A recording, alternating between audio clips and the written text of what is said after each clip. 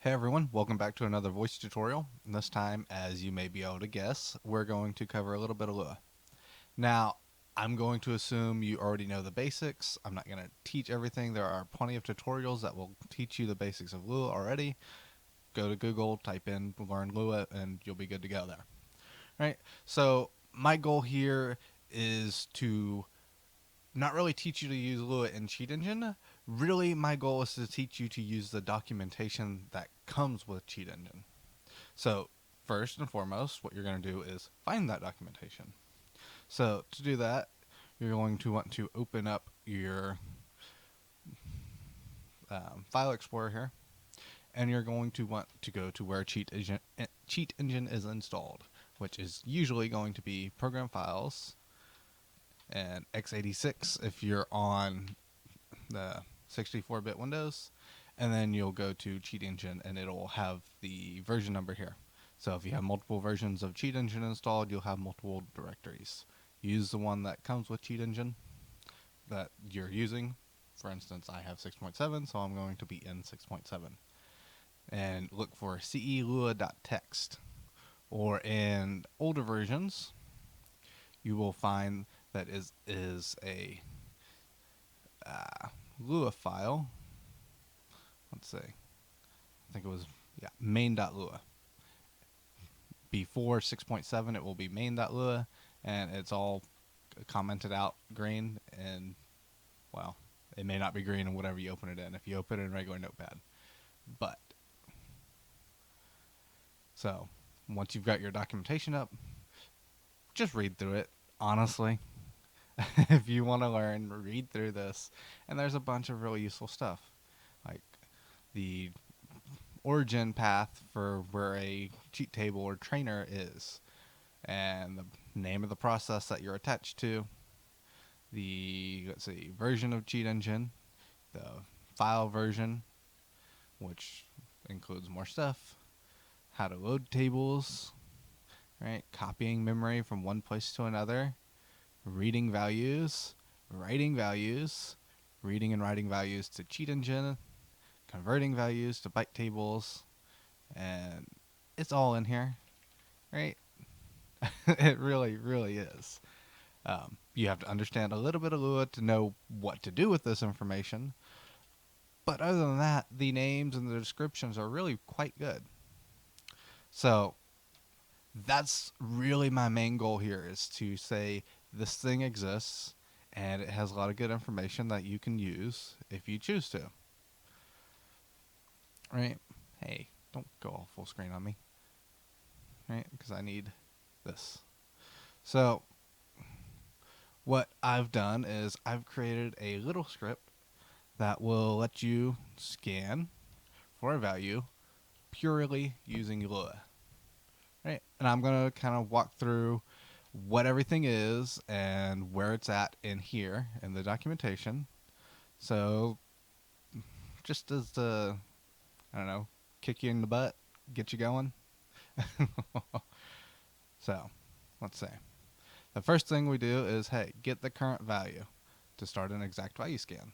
Same thing you would do if you typed it in here, right? So what we could do is we could have the user just type it in, value equals 100. But we don't really want to do that. Hard coding things is bad, right? In almost every language, hard coding things is generally considered bad.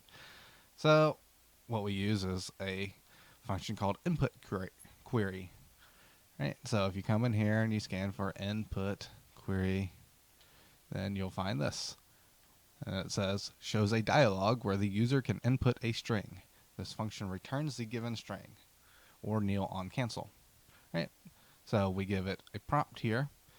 Well, here, we give it a caption here.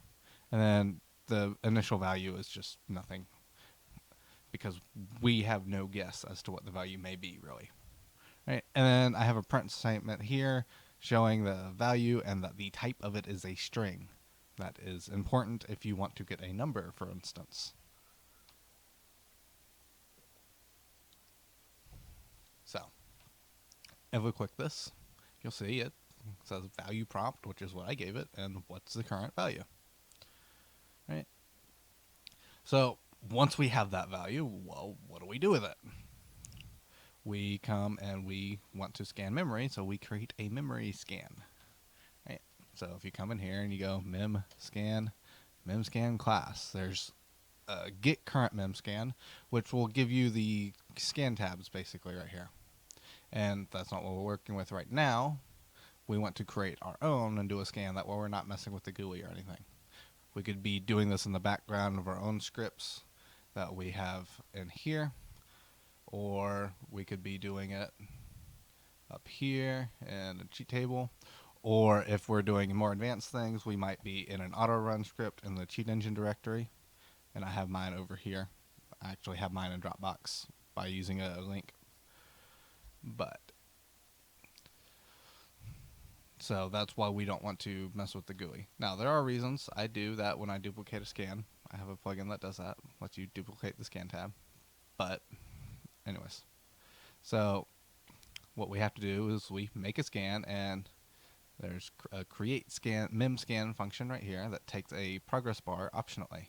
And I honestly am messing with the GUI here. I'm using the main one because I know I'm not going to be using the GUI.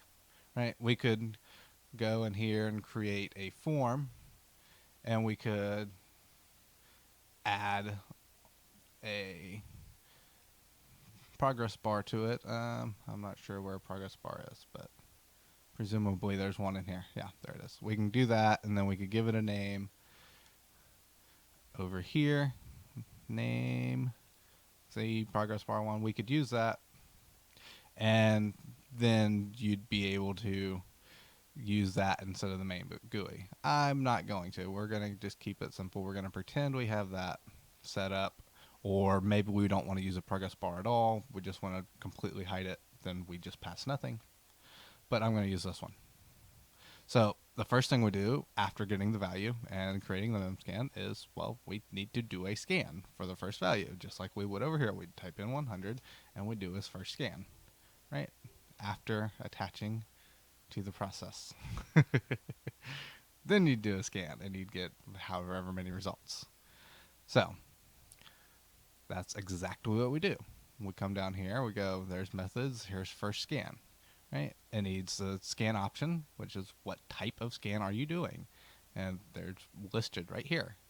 Are they unknown value? Is it exact value? Value between, bigger than, or smaller than? Right? So those are variables that you put right here. And you can actually see what that value is either by printing it out, or you can open a defines.lua file in that same directory, the CE directory that the documentation is in. And you can do a search for SO exact value, and there's the values for the exact values, right? So back in the documentation, right, we have our exact value scan because we're scanning for 100, and then it needs a type.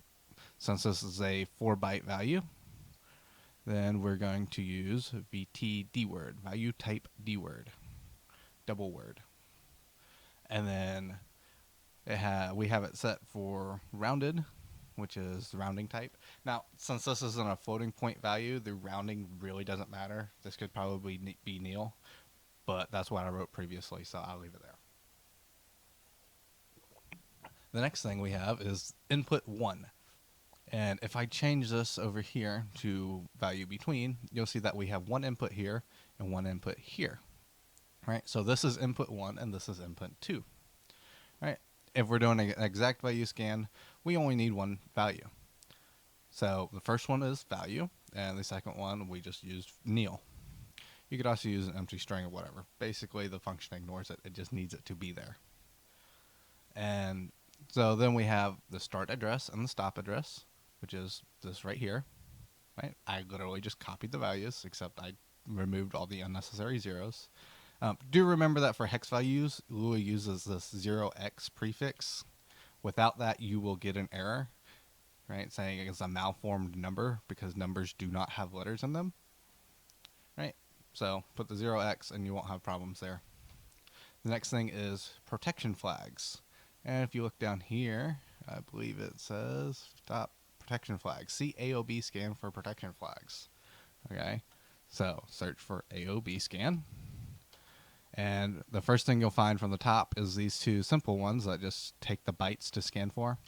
If you go to the next, you see this in more advanced version. Technically, it's the same thing. It's just different arguments. And it takes optional protection flags, which are, it's a string.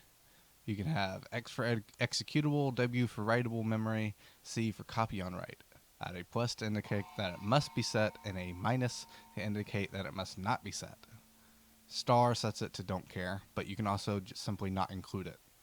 Right? So what this says is that the memory must be writable, and it must not be executable or copy on write, which is nearly the same thing here. Like, now it's the same thing. So that's just a way to use these, except without a GUI. So back to the first scan and go up. You can see that after protection flags, we have the alignment type, which is the same thing you have here, alignment. Right? And the values are here, not aligned, aligned, or aligned by last digit. So, since the default is aligned, we'll use that. Default is also 4 bytes, so we'll use that. Right? Really simple, and it's laid out right there. Next thing you have is hexadecimal input, and that's referring to this input 1 and input 2, whether these strings, because that's what you're passing really, are strings, or whether they're in hexadecimal or binary or Unicode, or if they're case sensitive in case you're searching for actual strings. Right? If you're coming down here and you're doing string, then that's where these come in. Not sure where the code page is, but I haven't used that, so hasn't been an issue. Is Unicode? Maybe it's just not documented. The other thing that you can do is, if you can't find it in here, other than asking on the forums, of course, you can come to the GitHub/cheat engine engine, and this is a source code, right? So you can come up here and you can go code page, and there's different things that you can find in here. var type strings, RTS code page, interesting, right? So you can kind of read some of it and see if you can figure out what's going on. Of course, you can also just go to the forums and ask. Cheat engine is written in Pascal, which is very similar to Delphi. So if you need to Google things, those are a good keywords to know. Anyways, and I'm trying to learn some Japanese, so that's why that's there. I think that was it. Was that the last one? Yeah. Right. So once we've started the scan, well, we have to wait for it to finish.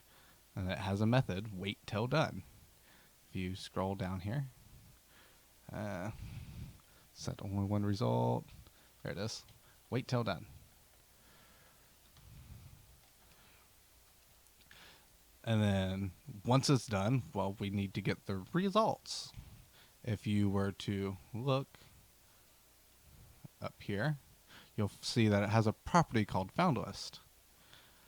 If you just try to show it, you'll find that it's actually nil. It's not created on its own, so you have to create and associate that found list with the memory scan yourself. And then you can initialize it to get the values from that actual scan, because maybe there's 1,000 to million billion results. You might not want to initialize it yet. You could check and then choose to initialize it or not. So that's the first part. And then, well, you usually need to do another scan to narrow down the results. So there's this function, next scan, right here. And it takes pretty much the same value, parameters. Right? It takes the scan type, and it takes the rounding type, and then it takes 2 inputs, and then information about that input. And it can also be whether it's a percent scan or whether it should compare to a saved page. I'm not sure how to do that through the GUI. I know I messed with that when I did the plugin, but that's been a little while now. So down here we have it in a loop, because we're probably going to have to do it multiple times. And we're freeing the results from above. Just that's good things to do. This is an object from Pascal, so the memory is handled separately from Lua. So that you'll find your code doing destroying stuff after you create it a lot. It probably won't hurt if you don't, for small things, if you don't have it in a big loop. But if it's run for a long time, it could possibly cause issues. So down here, we get the current value because it's changed, or we want the user to change it, and we ask them, what is the new value? We say, if we don't give a value, if we did not get a value back, then it was nil, and we need the user clicked cancel. So if you go back to your documentation and you look at the input query function, which is what we're using to get the value from the user, you can see it says nil on cancel, right? So when I come up here and I click cancel, value becomes nil, and then we stop, right? If it's nil, then it's not nil is true, and so we break out of this loop, and we come down here and we destroy the list and the memory scan and free the memory. So once we have the new value, we do a next scan, right? Using that value. And then we get the values from the memory scan into the found list, which we can loop over. So let's actually see this in action now, right? We sit here talking for a long time now. 100. Change the value. It's 98 now. Change the value. It's 93 now. And there we go. Now, that might seem really, really similar because we're doing the same thing, right? This is literally just a way to do a scan using Lua. And everything we needed to do it was right here in English. So as long as you know English and a little bit of programming, you should be okay. So how do we write to this value? Well, we need to know what the type is. It's a 4-byte value, which we could find out from here. And we come up here and right at the very top, well, one page. You scroll down, you say read value and write values, right? So write small integers for 2-byte values, write integers for 32-bit, which is 4-byte, and that's exactly what we have. So I'm just going to comment all of this out for now. That's going to break. And write integer and the address. And let's see. I don't think it says. Okay. It doesn't say what address is, but it can either be, whoops, I don't want the word address. It can be either a number like this, or you can pass it as a string. And in this case, it will use Cheat Engine's regular method of parsing it over here. So this can be either a hexadecimal number without the 0x here, or it can be a symbol name, the, I don't know, health, right? Or you can actually do pointers like this. Player base plus health offset, right? If like that'd be 44 or something. And it'll automatically read this and then add the 44 and all that. Right? In this case, we want that address, and we want to write what value? 1000. And as far as I know, this one has to be a number. Possibly it could be a string and auto-convert it, but I'm not certain on that. I don't think I've tried it recently. So if we watch over here what the value is, we'll see that we made an error. Let's say unexpected line number 1. I only put 1 dash. There we go. There. Now we get the value changed to 1000. So over here we have an unknown value, right? It's some value between 0 and 500. And we don't know what it is. Well, let's go back to our documentation. Let's go to first scan and choose unknown value. And we change this to unknown value, and it's still 4 bytes. And this won't matter. It'll still prompt us, but this simply won't matter. And oh, I forgot. I had some commented code right here, which was another way of asking, basically, do you want to continue before I was getting the exact value, right? So over here, instead of saying exact value, we're going to say that it's decreased, right? And SO decreased value. So copy that, paste that over here, and then this value won't matter, but whether we click OK or cancel will control whether we keep going.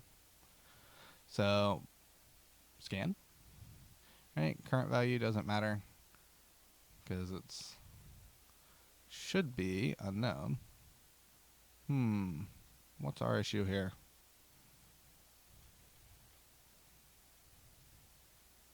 Did I do something wrong? Aligned. Let's see. What if I say Neil here? Okay, that still happened. Unknown value. Okay. I think what's happening is there's so many results that the found list isn't initialized properly. It would take too much memory. So if I say true. Yeah, now it's working. So change it and keep scanning. Change it, keep scanning. There we go. See, it was 0 because Cheat Engine didn't want to properly initialize that found list. And I encountered that a couple times. I don't know why. I didn't look at the code on GitHub to find out what the limit is there. But that's something to be aware of. If you just keep going, it might work, right? Depending on whether that's actually what's going on. So change it, scan again, change it, scan again, change it, scan again, change it, scan again, change it, scan again, change it, scan again, change it, scan again. Okay, I'm going to stop now. We're down to 4 results. And, well, just like over here, these are probably negative values. And this is probably the one we care about. So we can go and we can change this. Comment out this code and say write integer at this address, and we want to write the value 5,000. There we go. Moving on to step 4, right? This time we have floats and doubles. And let's change back to exact value. Make sure that still has value. Down here we are exact value. Actually, let's leave that one as decreased. And now we're not scanning for a D word anymore. We are scanning for a float and a double. Well, one at a time. So we come up here. We go single is a float. Okay? Because it's a single point precision, or a single precision floating point value is where that name comes from. So it starts at 100, and we decreased. And we only have one value. Oh, I should point out that this is using read integer, and this is no longer an integer. We are reading a float. So let's do that. Now the current value is 97.17, and well, there's only one result, but there we go. So there's the address, and it's properly displayed, and we can use write float, and we want to change it to 5,000. But first we're going to find the double value. So we're going to change this to read double. So when we get our printout, it is proper. And up here, we change this from single to double. Really simple change to reflect what we're doing. Starting value is 100. Change it, and we have one result. Right. So again, comment this out real quick. And now we can go right, double, 5,000. And again, these functions here are coming straight out of the documentation up here. Right float, right double. And read float and read double. So set those to 5,000 and we can move on. Right. So now we need to find a value